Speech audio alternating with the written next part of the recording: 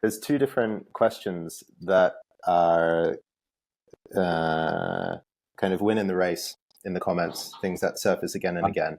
And the first theme is emotionally unavailable women. And my sense is that we tackled this last time out where we did a deep dive in vulnerability. And I think for the listeners, if you have a question about emotionally unavailable women, have a listen to our episode on vulnerability and have a listen to our episode, which we call the Friend Zone Pro. And I think we've spoken probably about 75% of that issue we've covered in those episodes. But if you have a more specific question, let us know. And we might do the emotionally unavailable man or woman episode next time out, just in case we need a compendium to really wrap up the theme.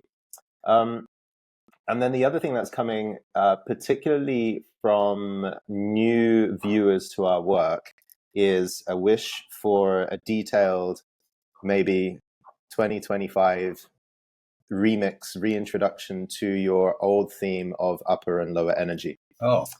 And how you see this and how you might articulate what upper and lower energy are in a man, maybe in a woman. It might be interesting to speak to. And of course, how would you go about deepening your lower energy if you were starting out today? Well, just to give it broad strokes and overview. How do I approach? What angle do I approach is that?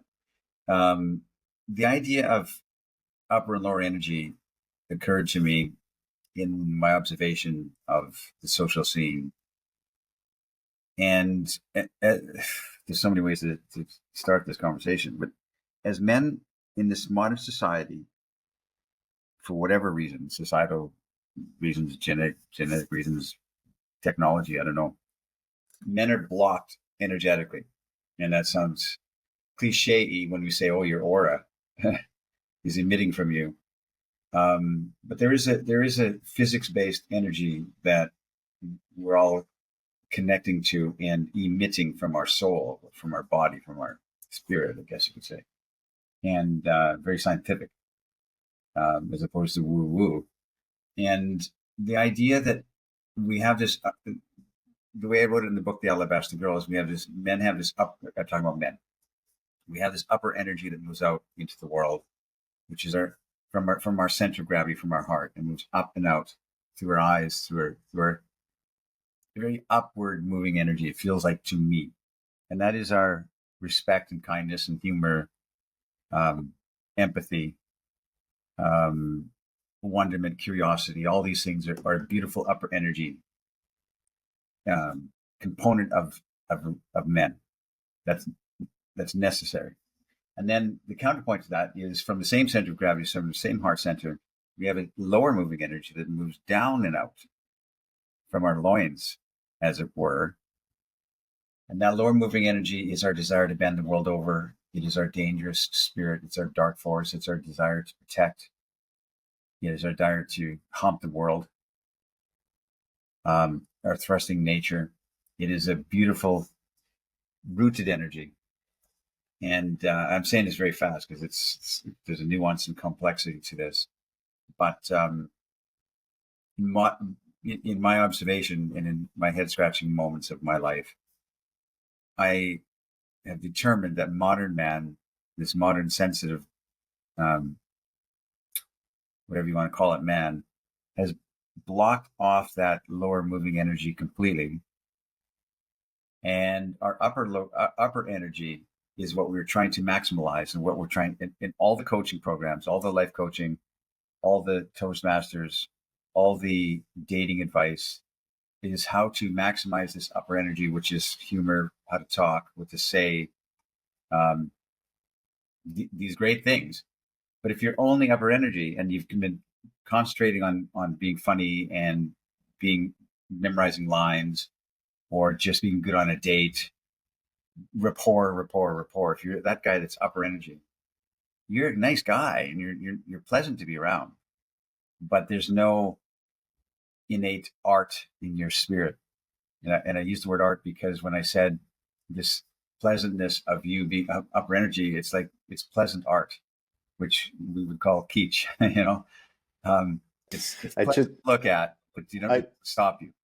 yeah, I was in a contemporary art museum the other day, and they had Jeff Koons. So Right. these giant kind of balloon animal dogs and No, so on. Yeah, yeah, I mean, like, which doesn't strike me as compelling art.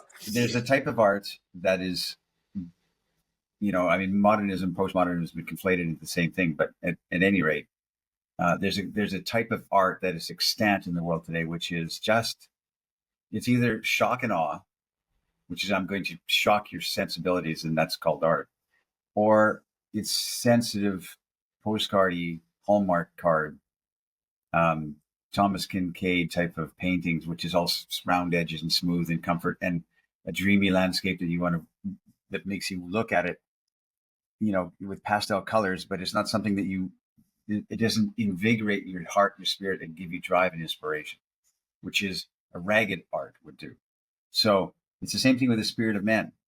Um, Kitsch is the upper energy, humorous, nice guy. Women will go on dates with you. Women will invite you to the party because you're fun to be around. But they don't lust after you. They don't dream about you. They don't imagine being in bed with you.